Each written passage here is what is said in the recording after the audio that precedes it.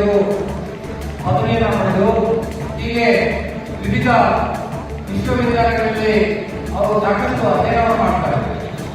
So ನಾವೆಲ್ಲರೂ ರಾಧಾಕೃಷ್ಣನವರ ಒಂದು ಆದರ್ಶಗಳನ್ನ ಇವತ್ತು ಮಾತ್ರ ನಾವು ಆಚರಣೆ ಮಾಡಿ ಬಿಡೋದಿಲ್ಲ, ನಮ್ಮ ಜೀವನ ಪರ್ಯಂತ ಶಿಕ್ಷಕರ ವೃತ್ತಿಯಲ್ಲಿ ನಾವು ಈ ರಾಧಾಕೃಷ್ಣವರ ಆದರ್ಶಗಳನ್ನು ನಾವೆಲ್ಲರೂ ಪಾಲನೆ ಮಾಡಬೇಕು.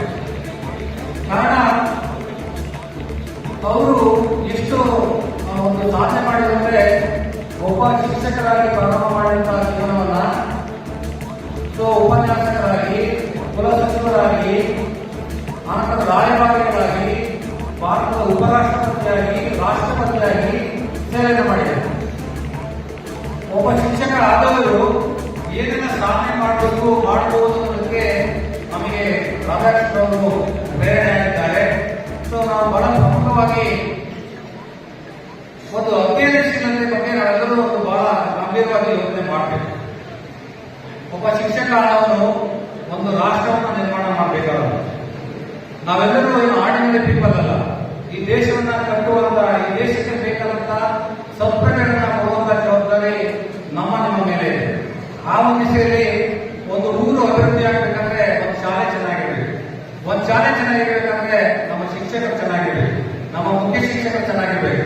ಹಾಗಾಗಿ ಊರಿನಿಂದ ತಾಲೂಕಿನಿಂದ ಜಿಲ್ಲೆಯಿಂದ ದೇಶ ಅಭಿವೃದ್ಧಿ ಆಗ್ಬೇಕಂತಂದ್ರೆ ಶಿಕ್ಷಕರ ಜವಾಬ್ದಾರಿ ಬಹಳ ಮುಖ್ಯ. ಈ ದೇಶಕ್ಕೆ ಬೇಕಾದಂತಹ ಎಲ್ಲ ತರದ ಜನಗಳನ್ನ, ರಾಜಕಾರಣಿಗಳಾಗ್ಬೋದು, ಡಾಕ್ಟರ್ ಆಗ್ಬೋದು, ಇಂಜಿನಿಯರ್ಸ್ ಆಗ್ಬೋದು, ಪ್ರಧಾನಮಂತ್ರಿ ಆಗ್ಬೋದು, ರಾಷ್ಟ್ರಪತಿಗಳಾಗ್ಬೋದು, ಇವನ್ನೆಲ್ಲವನ್ನು ನಾವು ಕೊಡುವಂತ ಒಂದು ದೊಡ್ಡ ಸಮಾಜದವರು, ದೊಡ್ಡ ಸಮೂಹದವರು. ಹಾಗಾಗಿ ಈ ಒಂದು ನಮ್ಮ ಒಂದು ಈ ಪ್ರಪಂಚದಲ್ಲಿ ತಪ್ಪಾಗಲಾರದು. ಪ್ರತಿಯೊಂದು ರಾಷ್ಟ್ರದಲ್ಲೂ ಶಿಕ್ಷಕರಿಗೆ ಅತ್ಯಂತ ವಿಶೇಷವಾದಂತಹ ಮನ್ನಣೆ, ಗೌರವವನ್ನು ಕೊಡ್ತಾರೆ. ಆ ಒಂದು ದಿಶೆಯಲ್ಲಿ ನಾವೆಲ್ಲರೂ ರಾಧಾಕೃಷ್ಣ ಅವರ ಒಂದು ಆಶಯಗಳನ್ನು ನಾವೆಲ್ಲರೂ ಪಾಲನೆ ಮಾಡೋದಕ್ಕಿಂತ ಈ ಒಂದು ಕಾರ್ಯಕ್ರಮದಲ್ಲಿ ವಿಶೇಷವಾಗಿ ಈ ಬಾರಿ ನಾವು 2 ಕಾರ್ಯಕ್ರಮವನ್ನು ಮಾಡ್ತಾ ಇದ್ದೇವೆ. ಬೆಳಿಗ್ಗೆ ನಮ್ಮ ಶಿಕ್ಷಕ ದಿನಾಚರಣೆ, ನಿವೃತ್ತ ನಮ್ಮ ಎಲ್ಲ ಮುಖ್ಯ ಶಿಕ್ಷಕರಿಗೆ, ಸಹ ಶಿಕ್ಷಕರಿಗೆ ಸನ್ಮಾನ,